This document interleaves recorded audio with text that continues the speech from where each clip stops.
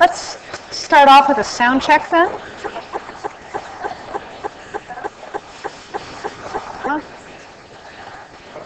Am I okay in the back there? Am I okay in the back there? Excellent. So let's talk some science. Science is always more interesting than details. There we go. Does anybody have any questions about the material we covered on Friday, where we were discussing the components of membranes, the different kinds of lipids, and so on? Okay, we'll plow ahead then. I had started, I think, contradicting your textbook, or at least modifying your textbook, by trying to shade a bit the classic idea of a fluid mosaic model. The fluid mosaic model isn't a bad model if you're talking about lipids. Lipids, for the most part, in fact, move side to side in the plane of the membrane about as fast as you'd expect they would, given the viscosity of the membrane and the diffusion coefficients of the lipids. And that was pretty easy to establish, and that's old. People had it in their mind that the proteins were doing the same thing, so it took a long time for people to realize that they don't. Proteins in a membrane usually move more slowly than you predict than the diffusion coefficient. Some of them do not move at all because they're anchored to the cytoskeleton. We can show that. Some will stay in an area like this, a little corral, and some will move across a broad area, but slowly. So it's really, whether it's a fluid mosaic or a solid mosaic, depends on whether you're talking about the lipids, where fluid mosaic is a pretty good model. If you're talking about the proteins, a solid mosaic is a better model. It's not a completely solid mosaic, but it's more like a solid mosaic than like a fluid mosaic. This is a picture that captures, I think we did see this on Friday, but I don't think it's bad to touch on it once more. This is a picture that captures some of the kinds of interactions between the cytoskeleton and membrane proteins. If these contacts aren't there, membrane proteins do move with the speed of diffusion, but the density of these membrane contacts would probably be 20 to 100-fold greater because it's really like felt underneath the cell membrane. And this is showing you some of these proteins that are constrained in their little corrals and can't get out for a period of time. Here's another representation of that captures several features at once. Here we have some of the transmembrane proteins, and this one is just a receptor of some kind. It's got a binding site. Here we have a channel, a transport protein. We'll be talking more about those. They're highlighting the fact that in the outside of the cell, this is extracellular, outside the cell there's sugars. So here's some carbohydrate on that particular protein. Here's another glycoprotein with a little flag of sugar sticking on it. They're also making the point about cholesterol being inserted into the lipid bilayer. And you can see here quite nicely how they've done that. So it shows that the fused rings of the cholesterol reach into it and just past a little way into the next half leaflet, if you like. So again, I like this diagram as being a little more evocative, but again, the protein density is much, much greater than this diagram would suggest. And this is bringing home that sugar on the outside in more detail. Almost all eukaryotic cells have some measure of sugar on the outside. Many of them have quite a lot. And that sugar is present for a couple of reasons. Either the cell has some glycolipids in the membrane that are part of the membrane composition, the lipid component that diffuses freely, or they may have glycoproteins. And many, if not most, of the proteins that face the outside have some carbohydrate on them. And the typical residues for that to be on are the asparagine or the serine, sort of the N-linked or the O-linked kinds of sugars.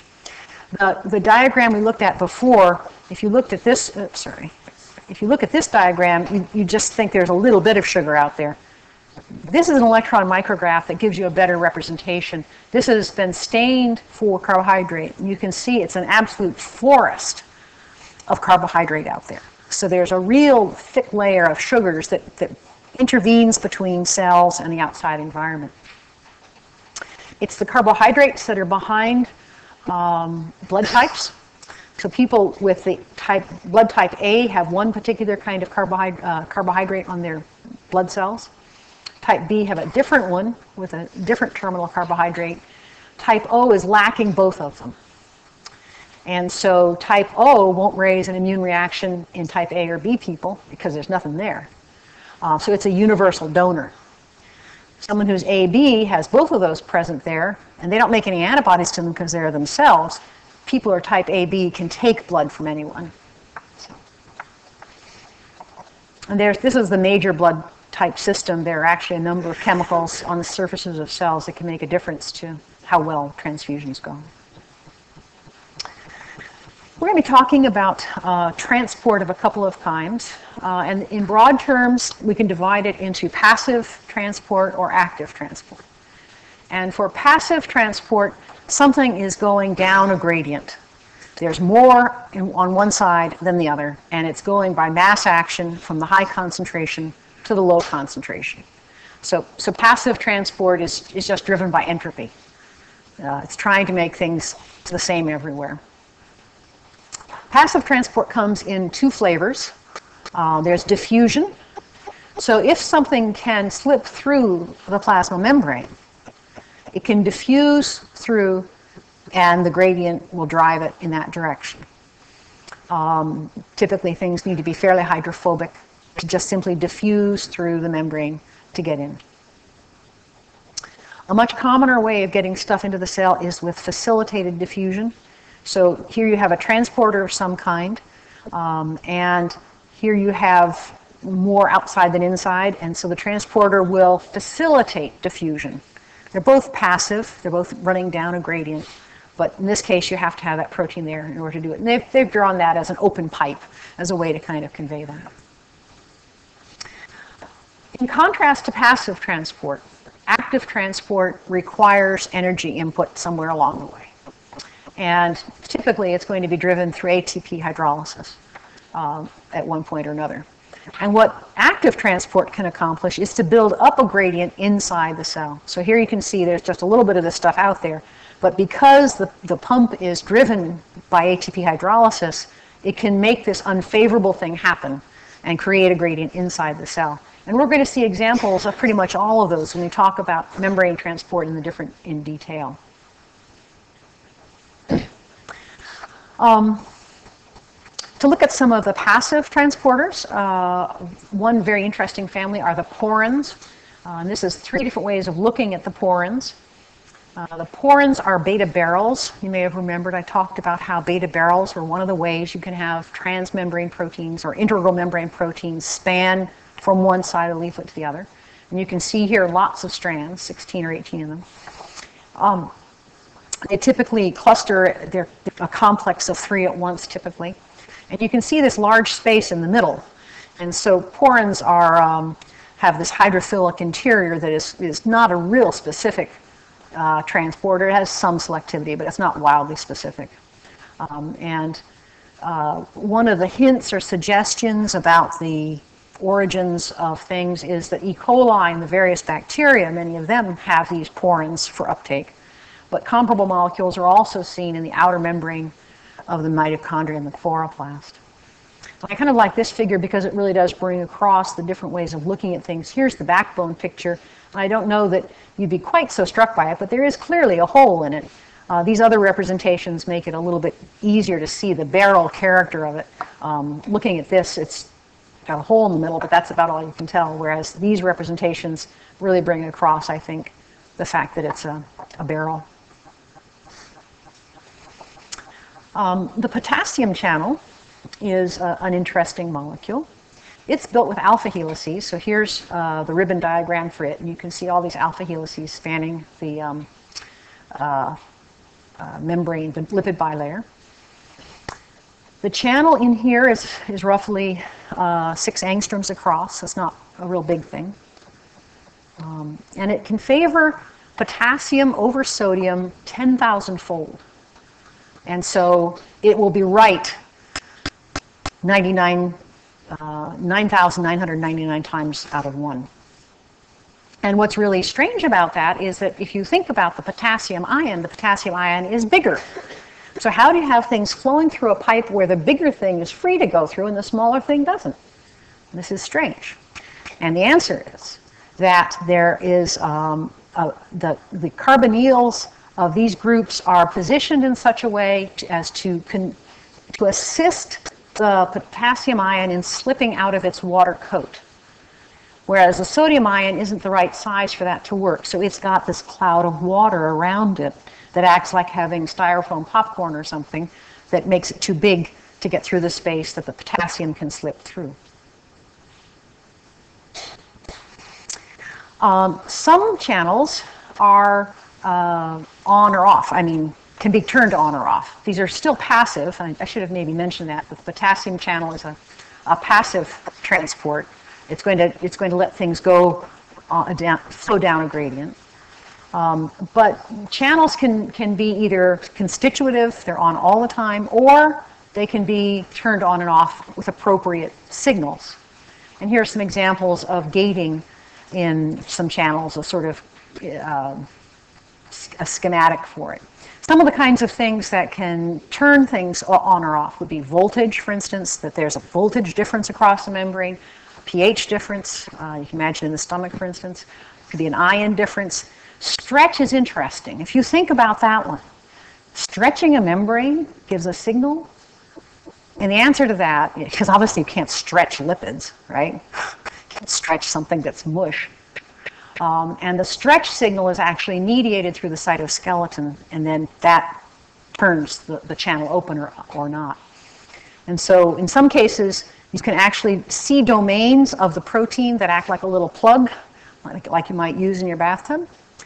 In other cases, our structural biology shows us enough about the change in conformation that we can see helices turning, sort of sliding around each other, and you can kind of visualize it's open and then it's closed, and that's the kind of rotation that can do that, or individual subunits might rotate.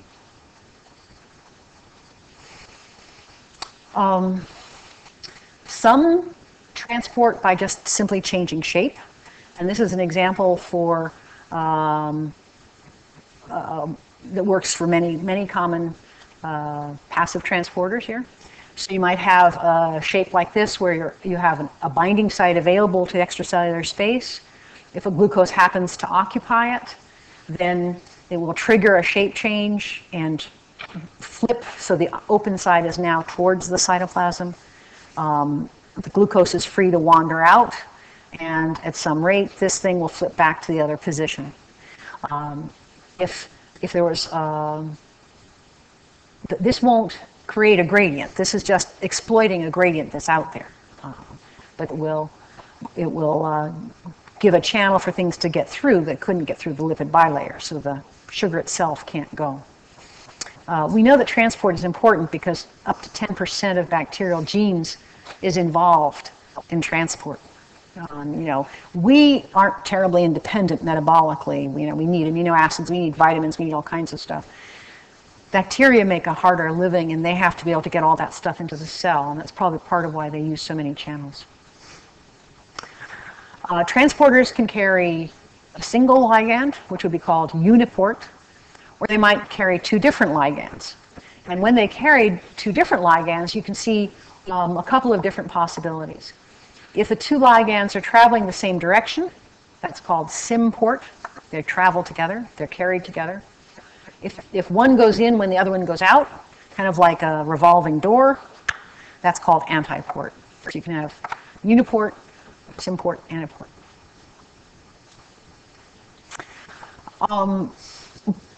What we've talked about so far are things that are passive transporters that have facilitated diffusion. Cells that only had that would probably die. Having active transport was almost certainly one of the early things that got worked out for cells.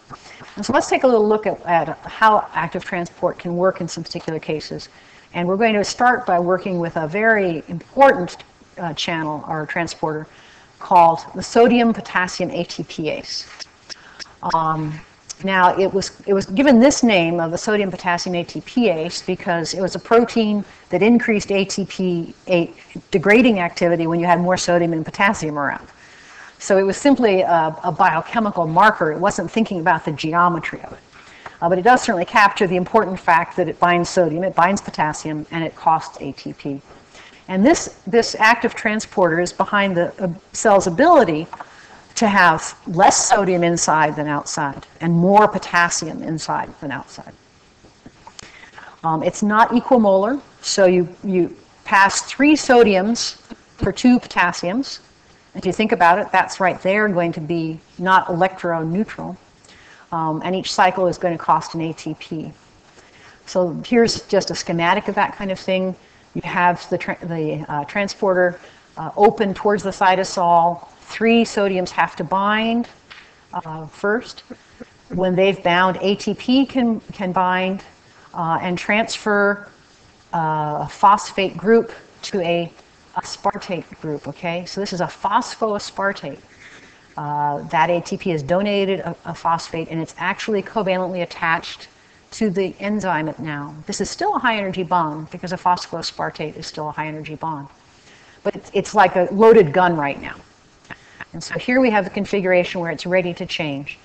When this configuration changes, then the sodiums are going to be exposed to the exterior where they can fall out. When they have fallen out, that leaves space now for potassiums to bind. There are binding sites for 2. And when the phosphate on the aspartyl residue is hydrolyzed, that then triggers a second conformational change in which the potassiums are now inside. And so it's because there is this ATP invested in a phosphoaspartate that there's a directionality to this transporter. If it wasn't driven by a high energy bond of some kind that could provide a ratchet, all it could do would be flatten a gradient. But because we're investing energy, we're building up 2 gradients. We're building a gradient of sodium and a gradient of potassium.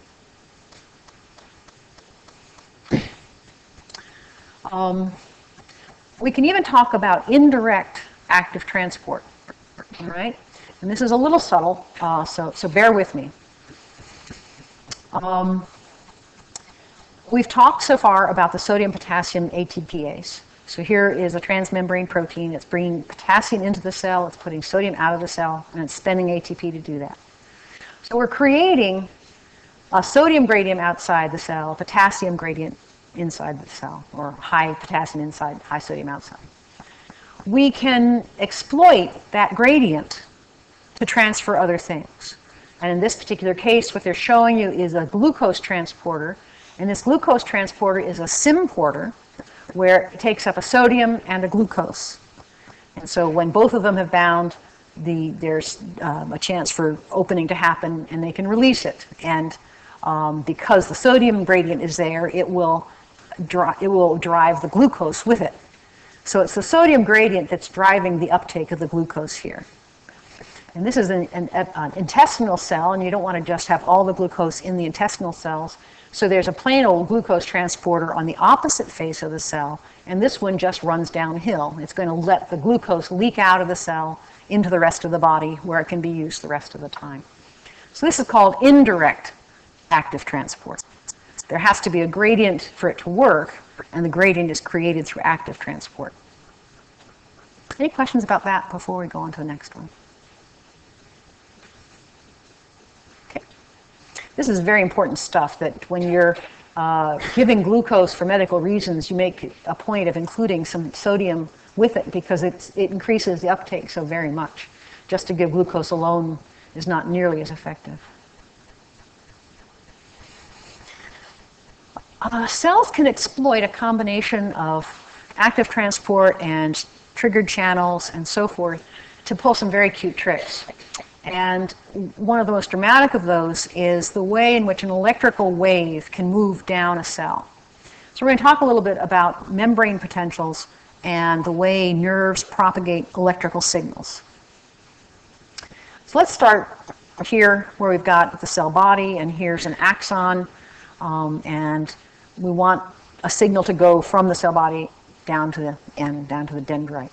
Some kind of signal here, all right? We're going to start with that. The signal is coming to a cell that has an electrical difference already, that it is minus 70 millivolts compared to the outside of the cell. So there's already an electrical gradient, if you like, between the cell and the outside. This stimulus opens sodium channels. And since the sodium channels are open now, the gradient of sodium means sodium will come into the cell. Sodium is positively charged. And so the negative potential will fall with the positive sodiums coming in to the point where it's actually a positive electrical potential in many cases. This potential causes what's called depolarization. And when you depolarize a cell, you can open potassium channels. And since there's more potassium inside the cell than out, the potassium leaks out. And now, with the potassium leaving the cell, we're back to the negative 70 that we wanted to maintain at a steady state. So a stimulus opens sodium channels, sodium comes in, changes the electrical potential, that signals to the potassium channels, they open and restore it. All of that is done passively, isn't it? It's all depending on existing gradients and passive transport, facilitated diffusion.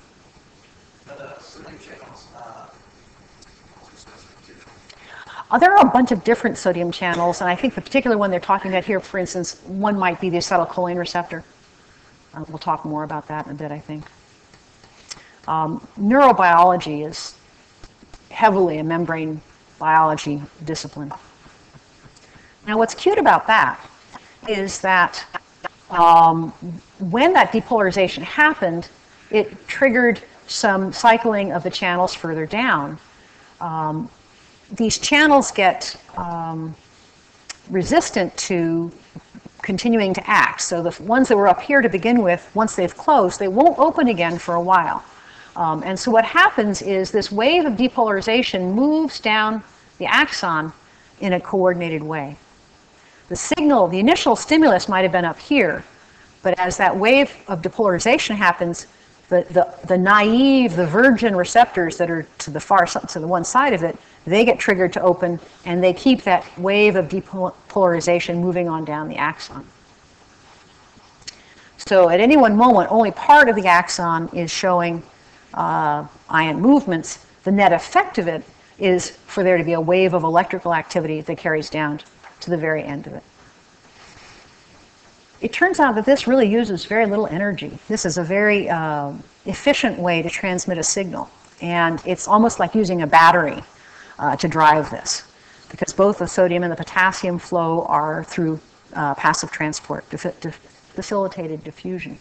The brain uses something like 20% of the energy consumption in our body. And so thinking costs a lot, but this doesn't. This happens without any ATP directly invested. It's only using the gradients that were created by the sodium-potassium ATPase. Any questions about this before we move on? One thing to keep in mind about depolarizations and cell potentials is that basically all cells have electrical potential, and all cells are capable of depolarization. The difference is that the geometry of nerves is really set up to have this propagate as a wave, and also what particular channels there are that are responding. So in some cells, calcium will flow with depolarization. Some cells, protons may flow, and so on. To facilitate this process, some nerves are actually modified structurally to improve the efficiency of it through what's called myelin. The axon here in the darker orange at the center is the actual nerve cell, and this is a Schwann cell that has wrapped around that axon to create insulation. And as this insulation continues to mature, it actually ends up being almost pure membrane. Here you can see an electron micrograph of that almost pure membrane. And it's from places like this that the cerebrocytes were isolated. You can hear cerebellum in them. Cerebrocytes are rich in some of the nervous tissues. That's where they were first discovered. What this allows it to happen is instead of going through every part of the axon, it can jump from node to node, so it goes faster, so it makes for a faster transmission. And it allows for sort of compartmentation of some of these electrical activities. It's not done until you're 20 or 30 years old. So most of you in this audience still have nerves that are getting insulated. So if you occasionally have moments where you're distracted and don't do what you meant to do, you can occasionally at least blame your myelin. I'm too old for that. I have to find some other excuse. Okay. Another neat thing that membranes can do, and do in a controlled way, is membrane fusion. So if all that you had were cells that were by themselves and never touched and never fused, you have a lot of protozoa, basically. But for things like sex to happen, cells have to fuse, and so on. So there are a number of times in the life of organisms where cells need to be able to interact directly. And a model for that, another time that you can think of, oh, that's another thing. We'll get there later on. So one of the models that has taught us a lot about membrane fusion is synaptic transmission. And synaptic transmission is the way in which that signal, when it got to the end of that axon, communicated to the next one. So I'm going to back up just a tad. So this is the end of the axon.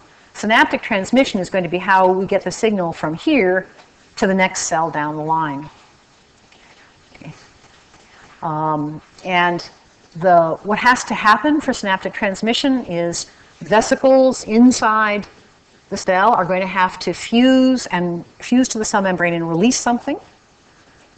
There's going to be reuptake that'll clear that neurotransmitter out of the synaptic junction. And in some cases, instead of reuptake, there may be degradation that goes on where you get rid of the molecule instead of reusing it. Here is a molecule, and actually we saw this, I think, when we were chatting before, acetylcholine. And it gets its name because here's the acetyl group, and here's the choline group. So it's a huge tertiary amine, great big blobby head. If you think about a space-filling diagram of this, it's a great big mushroom cap on the molecule. And this is one of the neurotransmitters.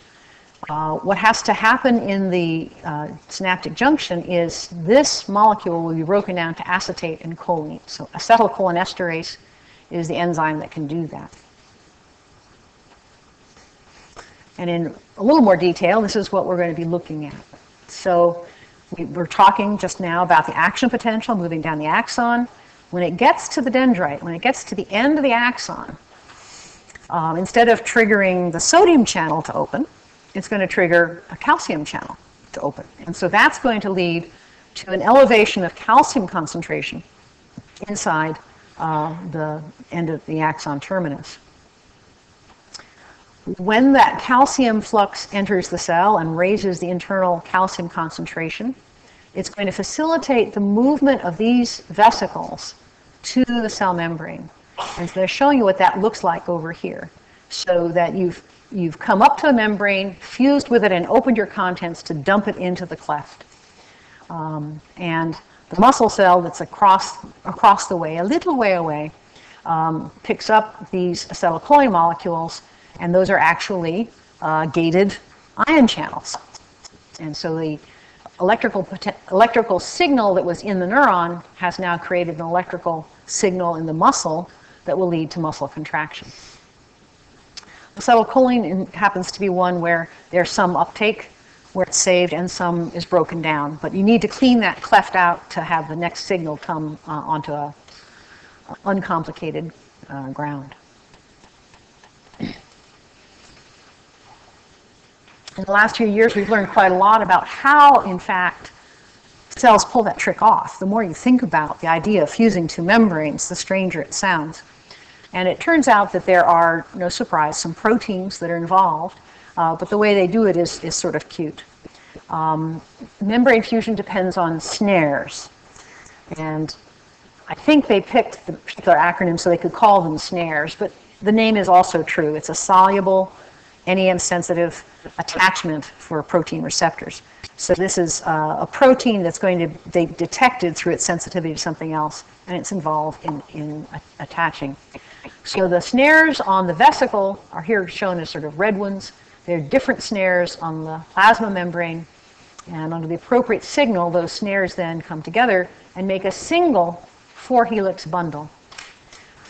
So they can then wrap around each other to make a helix of helices, and that, as you can see here, is clearly bringing that vesicle quite close to the plasma membrane.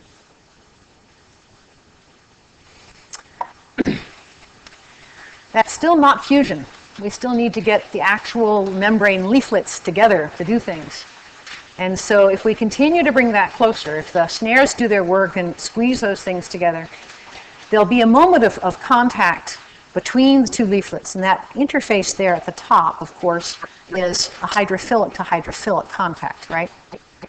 They both have hydrophilic head groups there. And then at some point, this leaflet, the outer leaflet here and the outer leaflet here, can merge. So they now run like this. And the outer leaflet here and there merge, so they run like that. And if the inner leaflet continues to be drawn in till it squeezes and touches the opposite inner leaflet, then you can complete that, and now you've reversed the geometry to the point where you now have fused those two membranes into a new geometry. If you look at this, you can see that how curved the membrane is changes a lot. So the curvature, the radius of curvature, is going to have to be under control somehow. Here it's a very short radius of curvature, very sharp turn. Here it's comparatively flat by comparison to the vesicle, at least. Something has to happen to go from curvy to flat again the other direction. And it turns out to exploit geometry. So we've talked about how a lipid that has two fatty acyl tails can make lipid bilayers. And that just simply, you can imagine very easily how the geometry of those two acyl tails lends itself to flat bilayers.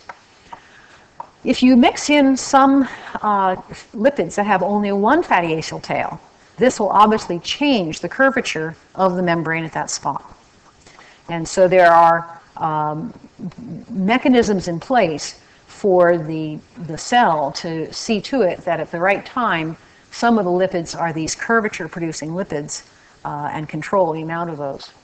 And that can either be through actual translocases that can flip it from one leaflet to another, or by chemically modifying it at that spot by removing a side chain or by adding a side chain to it. Any questions before we go on? Okay. One of the intriguing things that's been discovered in the last few years is the transporter for water. For many years, the fact that water got into cells was taken to be evidence that it was small enough that somehow it could slip through that lipid interior. But if you think about the water molecule, this is one of the most polar things you're going to run into in a living system, right? It's got those partial negative charges out there and the partial positives out there. I mean, this is a very polar baby. And so people ought to have been suspicious.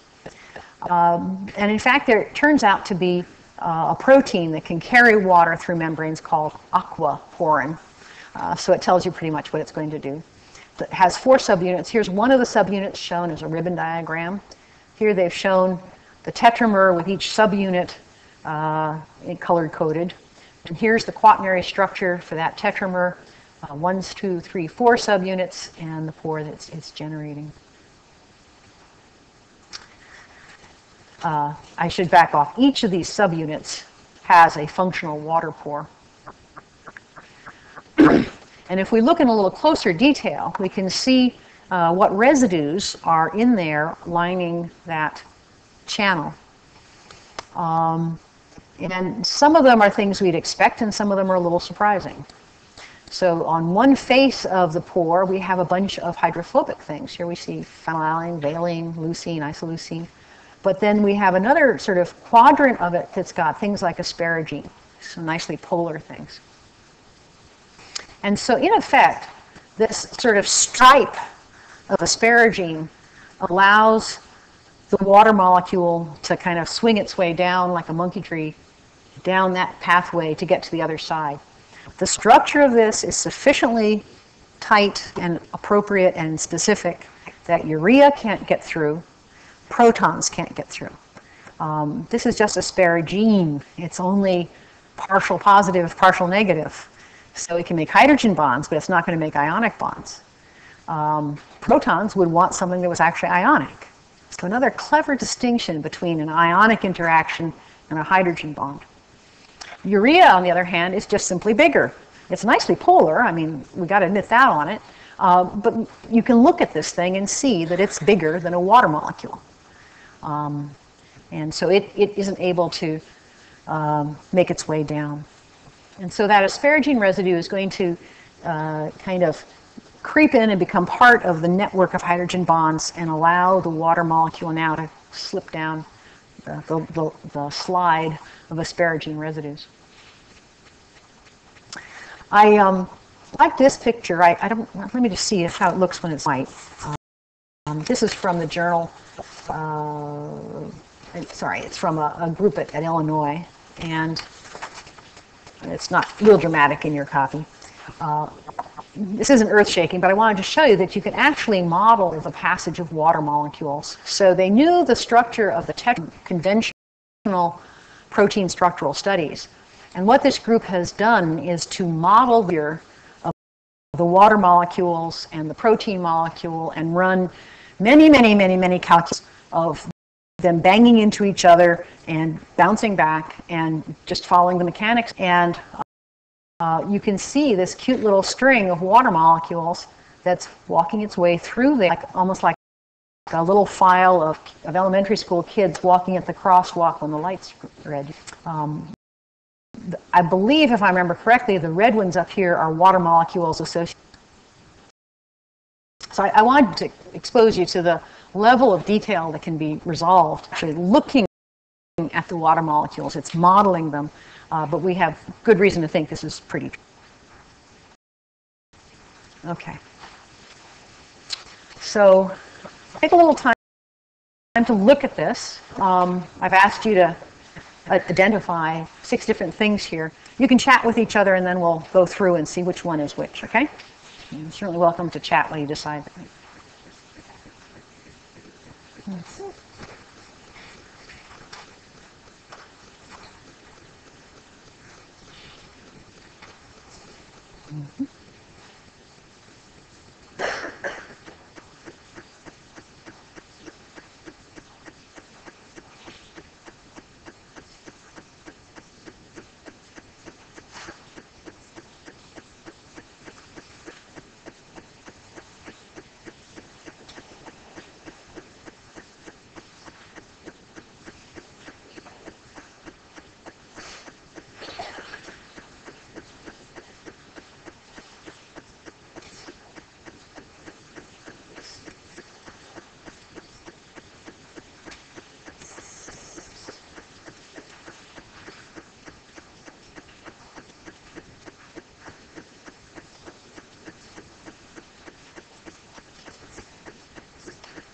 Folks feel like you have your answers, or still want a little more time to figure things out? Okay. Which of these labeled components do you think is probably a glycoprotein, or the best candidate to be a glycoprotein? Someone? A? Okay. And you want to explain your rationale why A would be? Right. So A is facing to the outside. Most of the glycoproteins are on the outside. Most outside proteins are glycoproteins. Which of these could be removed with salt? Anyone? Bueller? Bueller?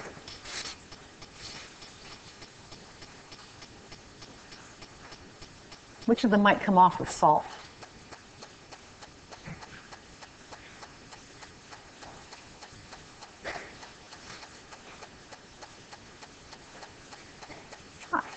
just going to ask you, which ones do you think? Yeah, you. That's one good one, and why would that be?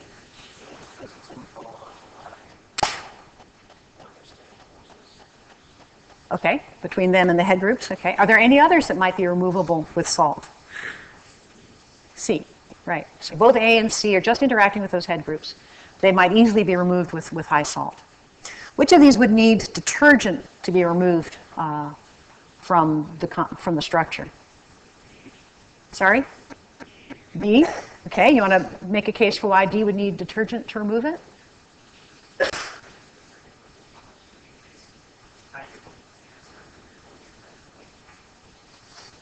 Okay, right. So this is an integral membrane protein with hydrophobic stuff in here. Salt alone is not going to reach there. I'm going to be mean. What are the other two things here that could be removed with detergent?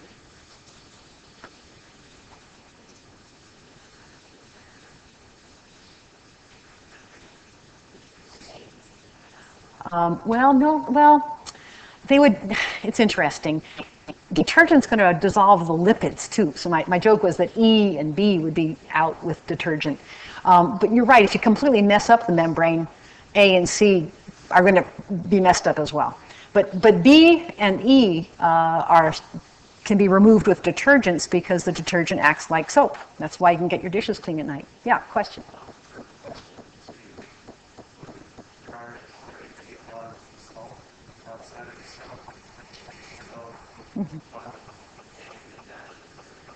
That's a very good question. There's roughly isotonic salt conditions between inside and outside. The composition is different, but it's about 150 millimolar ballpark in both places. What we're talking about salt there is like half molar, 3/4 molar, so it's often said high salt. That there is some salt out there, but it's not incompatible with these electrostatic interactions. When you get the high salt, like when you're several fold higher than the normal concentration, now the ions compete with those interactions and start to release them. Does that make sense? A good question. Which of these might transport sodium? Right, D is transmembrane protein, you need to be transmembrane. Which of these might be a ceramide or a ganglioside?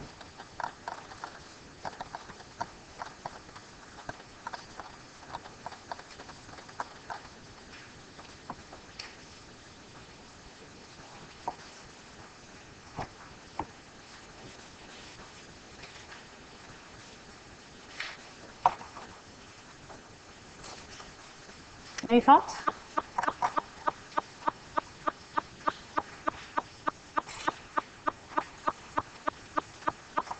This one has people whispering and wondering.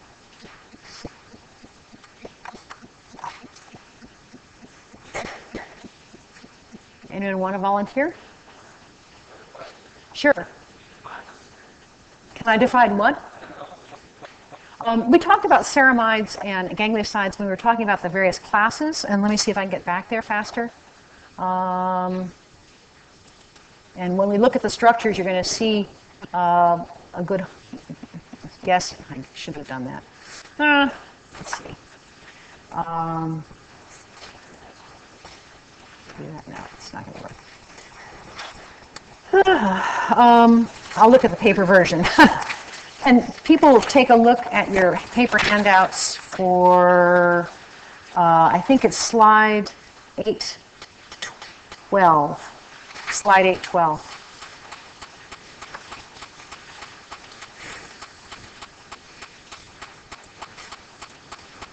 Now I've got it now, I think.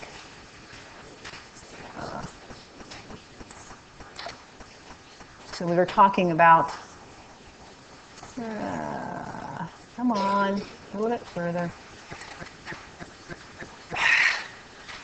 Okay, here we go. So we had talked about phospholipids that have the glycerol backbone. We talked about sphingospholipids that have a sphingosine backbone. The cerebrosides and gangliosides are not opening. But if you're looking at your handout at 812, you can see the closed ring structure that should be a hallmark to you that there's sugars involved. And we talked a little bit about how cerebrosides and gangliosides were isolated from brain tissue where they're very rich. They have the ability to offer specific properties on membranes that the others can't. And so I'm going to give up on that one. No, if you take a look at the structure of them, the ceramide has a much simpler carbohydrate backbone. There we go. Here we go. So here we go. So Jack. I see where you. So we had ganglioside in the slide, but not the other one. So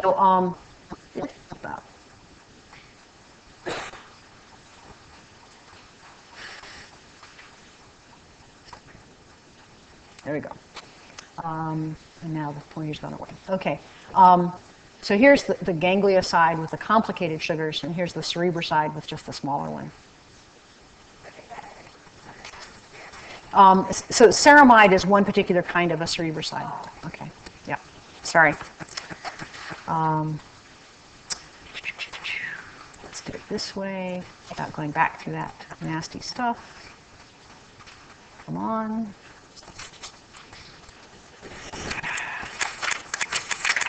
So if you're looking at your handouts,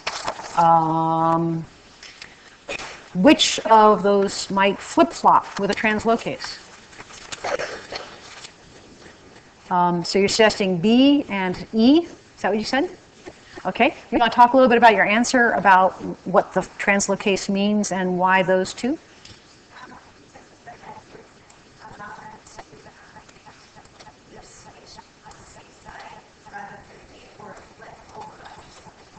You've got a good handle on what the translocase does of moving it from one side to the other.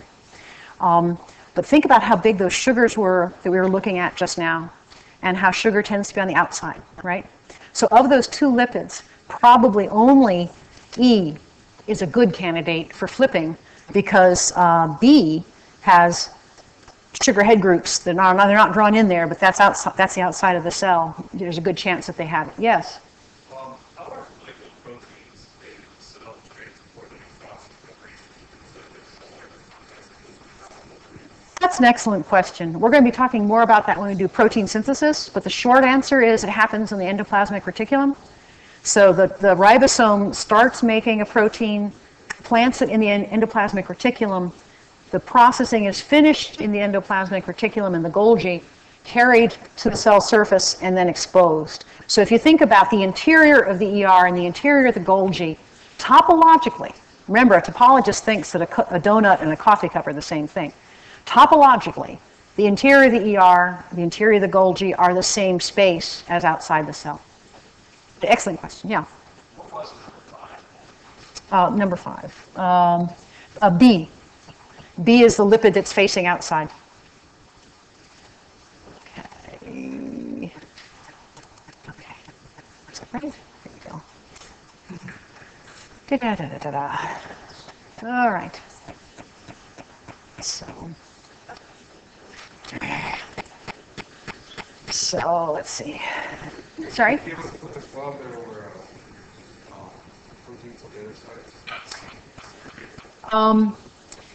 Oh, I see what you're saying. Well, remember that, so in other words, what you're wondering about is whether the proteins might obscure the flipping action. That's an interesting question. But I think that what you probably need to just sort of think of is that the translocase has access to both leaflets. And the size of a lipid compared to the size of a protein is pretty negligible, so it's going to slip in between. I would say that diagrammatically, where those proteins are shouldn't affect the translocase. Okay? Well, the glycoproteins aren't so much more dense, it's that they have the bigger head, right? So in other words, if you can imagine that they're not drawing it here, which is part of the reason that it's sly. If you imagine a big flag of a glycolipid head group here, you can understand that it might be hard to drag that through that lipid bilayer by comparison to some of the other phospholipids. Okay? Okay. And it's 4:19. If you want to talk about the anchors, we can, and if you want to move, you can. I'm happy to stay if people want to talk about the rest of these.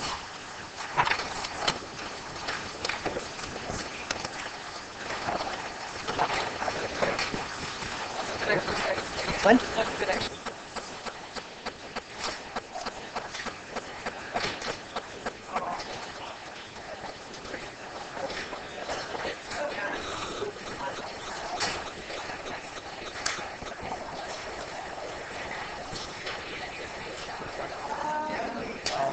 Bye.